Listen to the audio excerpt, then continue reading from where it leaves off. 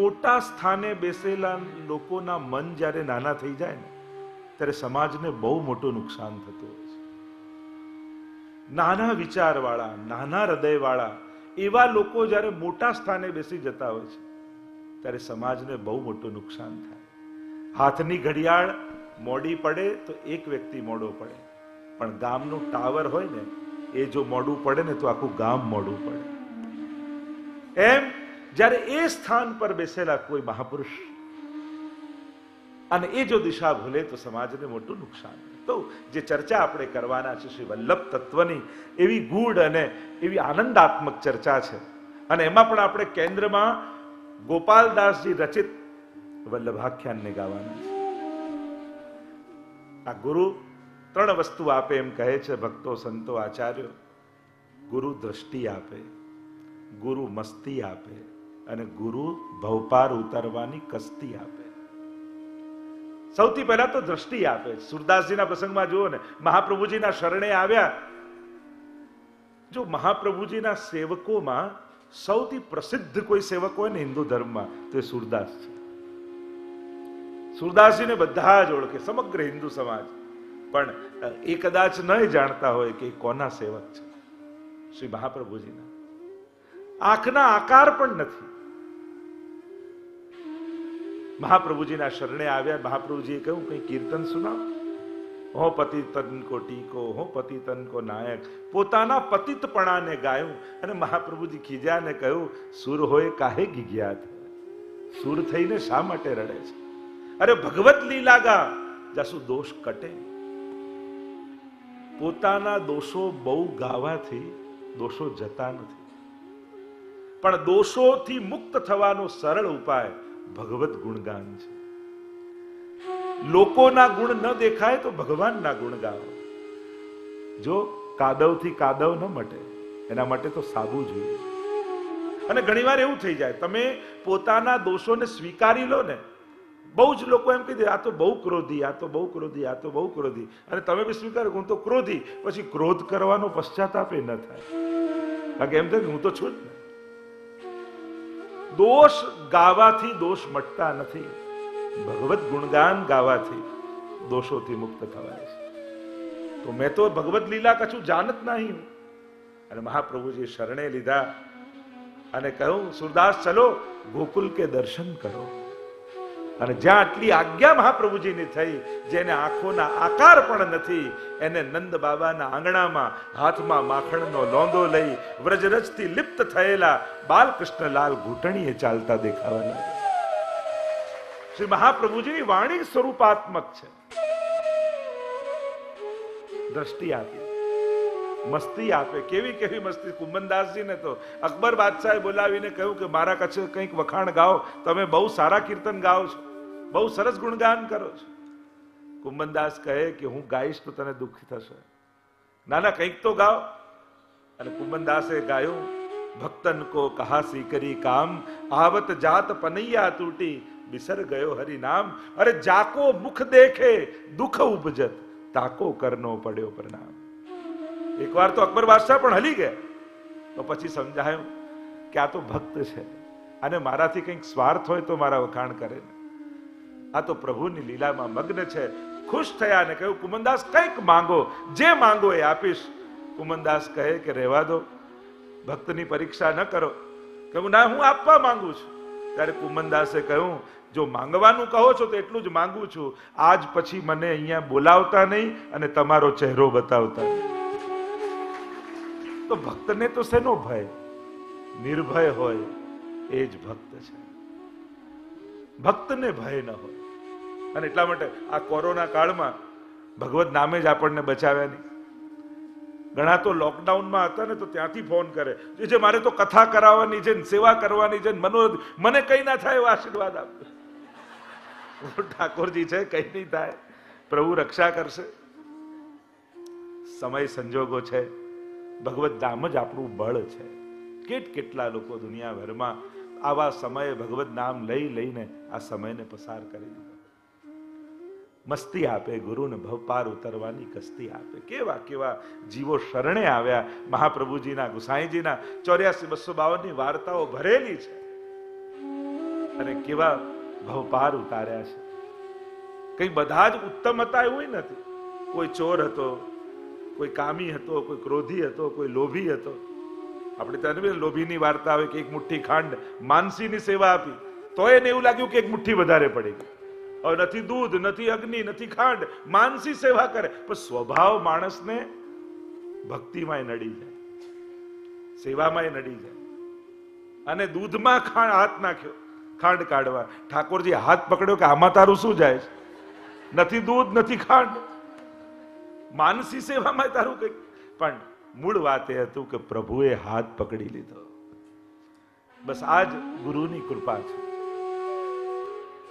ગુરુ અનેક રૂપે આપણા જીવનમાં પ્રવેશતા હોય. ઘણી જગ્યાએ ગુરુ પાદુકા હોય, ઘણી જગ્યાએ ગુરુ બેઠક હોય, ગુરુ સ્થાન હોય, ગુરુ ગાદી હોય, ગુરુ વંશ હોય, ગુરુ સ્થાન હોય. અનેક અનેક રૂપે એ ગુરુની ચેતના જોડે આત્મસાત જીવ કરતો હોય છે. આજે પણ જ્યારે જ્યારે જ્યાં જ્યાં બેઠકજીમાં આપણે જઈએ, આપણો બધાનો અહેસાસ કે મહાપ્રભુજી ત્યાં પ્રગટ બિરાજે છે. આપણે ત્યાં તો વાર્તામાં પ્રસંગમાં પૂછ્યું, જ્યારે મહાપ્રભુજી લીલા કરી રહ્યા હતા, સ્વધામ પધારી રહ્યા હતા, ત્યારે પૂછ્યું કે આપ પ્રગટ રૂપે ભૂતલ પર ન બિરાજતા હો ત્યારે અમને આપનો અનુભવ કઈ રીતે થાય? ત્યારે મહાપ્રભુજીએ કહ્યું કે આટલા રૂપે હું સદાય ભૂતલ પર રહીશ. પહેલા કહ્યું મારી બેઠકજી રૂપે હું સદાય પ્રગટ સ્વરૂપે બિરાજીશ. 84 બેઠક શ્રી મહાપ્રભુજીની છે. 84 કુંજનો ભાવ છે. મહાપ્રભુજી જ્યાં જ્યાં ભારતની પ્રદક્ષિણા કરી ખુલ્લા ચરણારવિંદથી અને બિરાજમાન થઈ 7 દિવસ ભાગવતજીનું જ્યાં પારાયણ કર્યું એ સ્થાનને આપણે બેઠકજી કહીએ છીએ. ભાગ્યશાળી છો, ભાગ્યશાળી છે આ સુરતની ભૂમિ જ્યાં મહાપ્રભુજીએ ભાગવતજીનું પારાયણ કરી અને પોતાની બેઠક બિરાજમાન કરી. સુરતની ભૂમિનું એ સૌભાગ્ય છે. બીજું કહ્યું મારી પાદુકાજી રૂપે હું પ્રગટ બિરાજીશ. ઘણી હવેલીઓમાં, ઘણા સ્થાનોમાં શ્રી મહાપ્રભુજીના પાદુકાજી બિરાજે છે. મારા હસ્તાક્ષર રૂપે હું બિરાજીશ, મારા ગ્રંથ રૂપે બિરાજીશ. આજે પણ 16 ગ્રંથનો પાઠ કરતા હોઈએ ત્યારે શ્રી વલ્લભનું રૂપ છે. મારા વંશ રૂપે હું બિરાજીશ. આમ અનેક સ્વરૂપો ગણાવ્યા, હમણાં એની ચર્ચા વિસ્તાર નથી કરતો, પણ શ્રી મહાપ્રભુજી આજે પણ પ્રગટ બિરાજે છે. એ ગુરુ તત્વ તો સદાય માટે નિત્ય છે. તો એવા આપણા સર્વના ગુરુ એ શ્રી મહાપ્રભુજી છે. અને એટલે જ સર્વોત્તમ સ્તોત્રમાં મહાપ્રભુજીને ગુરુવે નમઃ શ્રી ગુસાઈજી કહે છે. ગુરુ રૂપે આપણા સર્વના શ્રી મહાપ્રભુજી છે. અમે લોકો તો નિમિત્ત બની એ ખાલી વિધિ બ્રહ્મસમનની કરાવીએ છીએ. ગુરુદ્વાર રૂપે છીએ. ગુરુ તો મહાપ્રભુજી જ છે. અમારા અને તમારા, આપણા બધાના સકલ વૈષ્ણવી સૃષ્ટિના ગુરુ હોય તે શ્રી મહાપ્રભુજી છે. એ શ્રી મહાપ્રભુજીના સ્વરૂપની ચર્ચા આપણે અહીંયા કરીશું. વલ્લભાખ્યાનનું તમને બધાને પેમ્પલેટ પણ આપવામાં આવ્યું છે. આ બધા વલ્લભાખ્યાનથી પરિચિત છો. ગોપાલદાસ 9 વર્ષના, આજે પણ અમદાવાદમાં સ્થાન રાજનગરમાં ગુંગા છે, બોલી નથી શકતા. ગુરુ કૃપા જુઓ. અને ગુસાઈજી ત્યાં પોતાનો મુકામ કર્યો છે, ભાયલા કોઠારીને ત્યાં. એમની દીકરીનું નક્કી કર્યું છે, ગોમતીનો દીકરી ગોમતી, એનું નક્કી કર્યું આ ગોપાલદાસ સાથે. અને ગુસાઈજીએ સહજમાં પૂછ્યું કે આ કોણ છે? કહ્યું આપની દીકરી ગોમતીનો વર છે. આપશ્રી હસતા હસતા કહ્યું કે ગોમતીનો વર તો સાગર હોય, આ ગુંગો કેમ છે, મુક કેમ છે? તો કે આપની કૃપા થશે તો સાગર થઈ જશે. અને ગુસાઈજીએ પોતાનું પ્રસાદી બીડું શ્રી ગોપાલદાસના મુખમાં આપ્યું. અને ગુંગા 9 વર્ષના ગોપાલદાસ આ 9 આખ્યાન ગુસાઈજીની સન્મુખ ગાય છે. એક એક આખ્યાનમાં તમે જુઓ વેદ વેદાંતોની વાતો, પૃથ્વીનું સર્જન, ગોલોકધામ, નિત્ય લીલા ધામમાં કઈ રીતે પ્રભુની લીલા થાય છે, શ્રી મહાપ્રભુજીનું ચરિત્ર, શ્રી ગુસાઈજીનું ચરિત્ર, સાથે લાલજીનું ચરિત્ર, અને છેલ્લે તો નિત્યપતિ ક્ષણુ ક્ષણુ શ્રી વલ્લભનો પરિવાર રસના. કૃપા થાય ને તો અંતર અને અંતરાય બંને કપાઈ જાય. કાળ, કર્મ અને સ્વભાવ આ ત્રણેય બંધન મટી જાય. કારણ કે આ ત્રણેય બંધન દરેકને લાગેલા છે. એક છે કાળનો અંતરાય. જેમ હમણાં આપણે એમ કહીએ કે હમણાં મારે ગાંધીજીને મળવું તો ન મળી શકું, કારણ કે કાળનો અંતરાય, આટલા વર્ષો થઈ ગયા. પણ કૃપા થાય ને તો એ સઘળી લીલાઓ આ જ ક્ષણે નેત્રોની સામે પ્રગટ થઈ જાય. કારણ કે પ્રભુ નિત્ય છે તો પ્રભુની લીલાઓ પણ નિત્ય છે. કોઈ એમ કહી શકે કે ભગવાન હતા? ભગવાન તો છે, નિત્ય છે, શાશ્વત છે, અને શાશ્વત છે એટલા માટે આજે પણ એમનો અનુભવ થઈ શકે. અનુભવ કેમ નથી થતો? તો કે અંતરાય આ છે, એ કાળનો અંતરાય. તો અંતર અને અંતરાય બંને સમાપ્ત કરીને ગુરુ સ્વીકારી લેતા હોય છે.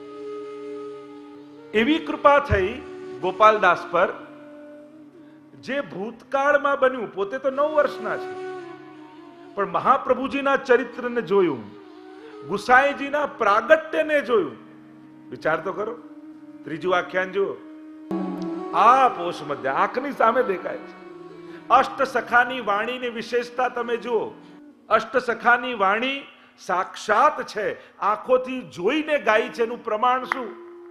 દરેક પદ ચાલુ વર્તમાન કાળમાં છે.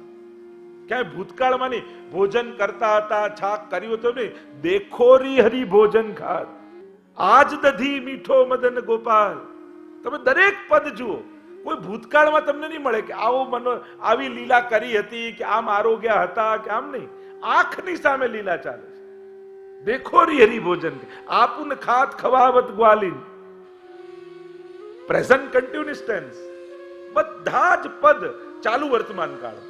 એટલે કે સાક્ષાત આંખની સામે લીલા થઈ રહી છે, અને એનું વર્ણન કરતા અષ્ટ સખાઓ ગાઈ રહ્યા. આ કૃપાનું પ્રમાણ છે.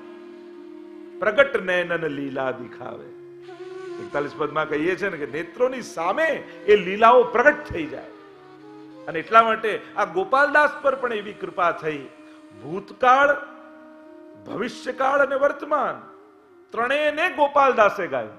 જે થઈ ગયું છે જ્યારે ગોપાલદાસ નહોતા, એ લીલા પણ આંખની સામે છે. સામે ગુસાઈજી બિરાજે છે તો શ્રી વિઠ્ઠલ સુખકારી નામે નિષ્પાપ થાય નરનારી સામે છે. અને હજી ભવિષ્યમાં જે થવાનું છે તેની શાખા પ્રસરી અનેક રે રસના. આખું વલ્લભ કુલના દર્શન કરી અને ગોપાલદાસે ભવિષ્ય પણ ગાયું છે. અને એટલા માટે આ પ્રગટ કૃપા છે. ગોપાલદાસ પર એવી કૃપા થઈ, અને એટલે એમાં દ્વિતીય આખ્યાન રૂપે મહાપ્રભુજીનું આ ચરિત્ર.